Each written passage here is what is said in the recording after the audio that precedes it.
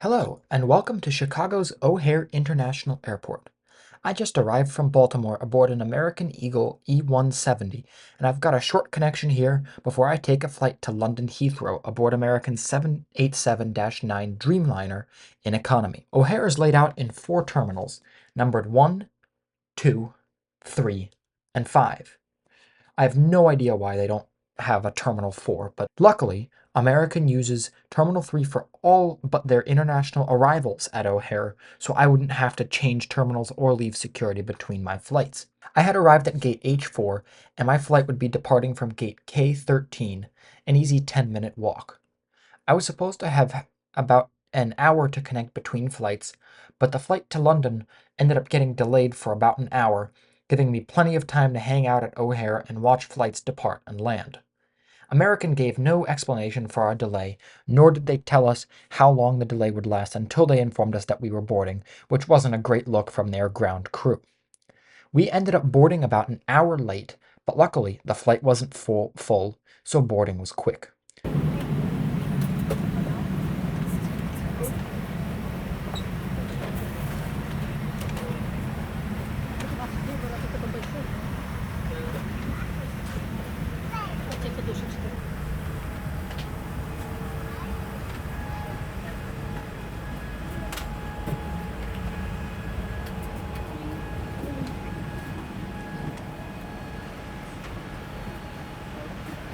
American boards in groups, with a total of 9 groups, each group corresponding to a different ticket or status type. I boarded in Group 6, made my way to my seat for this 7-hour hop across the Atlantic. 25A, located in the second part of the economy section. American configures their 787-9s in a 3-class configuration, with 30 business class suites in a 1-2-1 configuration, 21 premium economy seats in a 2-3-2 configuration, and 234 economy seats in a 3-3-3 configuration, for a total of 285 seats. This seat was quite comfortable, but only had okay legroom. It reclined, had good padding, and had an adjustable headrest. In the seat back in front of you, there is a small but modern IFE screen and a bifold tray table that does extend. Above you is a personal reading light and a personal air vent, which is a rarity on wide-body aircraft. Windows on the Dreamliner are quite large, and unlike most airplane windows, they don't have shades. Instead, they can be darkened using a button below the window, allowing each person to set exactly how much light they want coming into the cabin.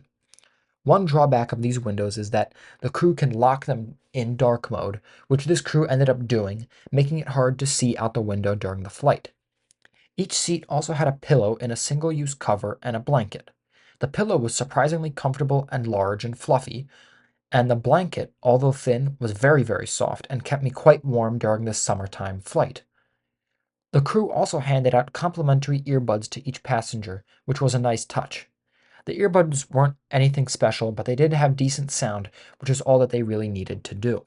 We pushed back from our gate at 9:31 and made our way over to O'Hare's runway 27 left.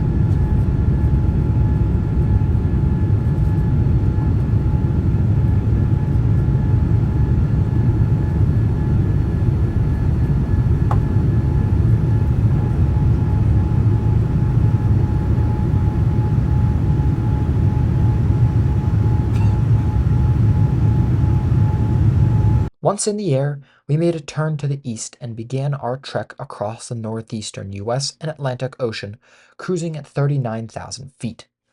About an hour into the flight, the crew began their meal service, first handing out a packet of Biscoff cookies and a drink, before coming around again about 20 minutes later with breakfast. There were two choices for breakfast: scrambled eggs and oatmeal, of which I chose the scrambled eggs. The eggs were served with a tomato salsa and some kind of spinach puree, and were served alongside some fruit, a cold croissant, butter, jam, crackers, cheese, and a bottle of water. It didn't look all that appetizing, but the eggs tasted delicious, and the tomato salsa was really good too. The fruit was decent, and the croissant, although cold, was pretty good. Altogether, not a bad economy meal, although I do wish we were given more eggs since the package was barely a third full. That would have bumped up the service and the meal a lot more if we actually got a decent amount of eggs. The crew came around soon after to clear away everyone's trays, and we settled into our flight.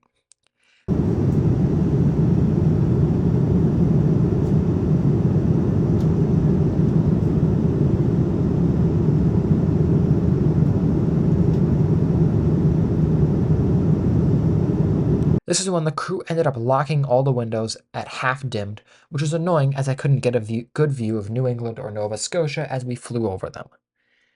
The IFE screen on board is small, but modern and responsive. It has a USB port and a headphone jack, allowing you to charge your phone and watch something on the screen at the same time. There was a great selection of movies and TV shows, a flight map with several different views, and several other categories that I didn't really look at.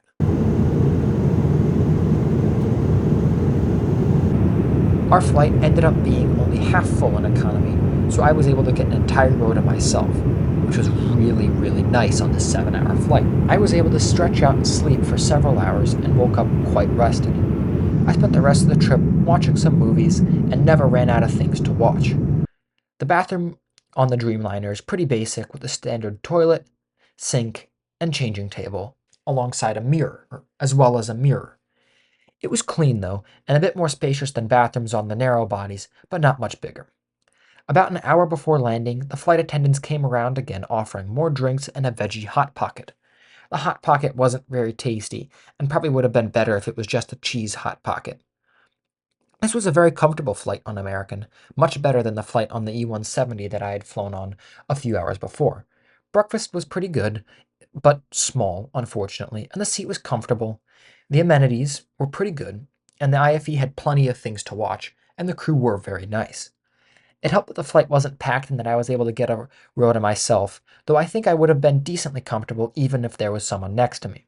The OK legroom could end up getting uncomfortable on really long, full flights, and American could have definitely have decided to add a couple another inches of legroom without any issue. There is a big difference between American's short and long haul products, and I think American could benefit by incorporating some elements from its long haul service in its short haul service.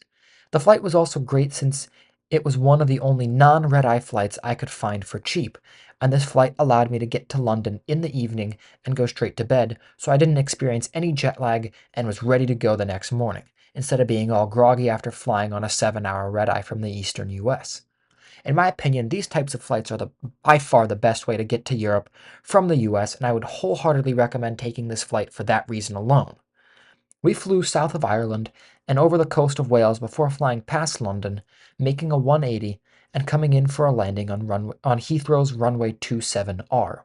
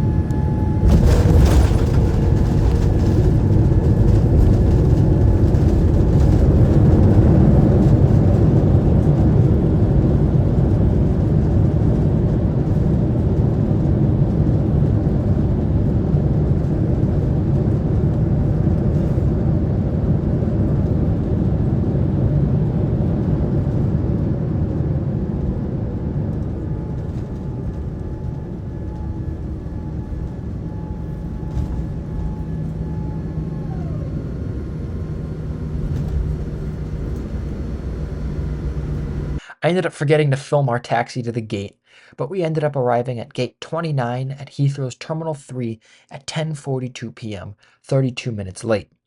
We were one of the last flights arriving at Terminal 3 that night, so there was absolutely no line at customs, and I was out of the airport and making my way to the Elizabeth line about 20 minutes after deplaning to get into central London. Thank you all for watching, and thank you, American, for a pleasant flight, and I will see you all in my next trip report.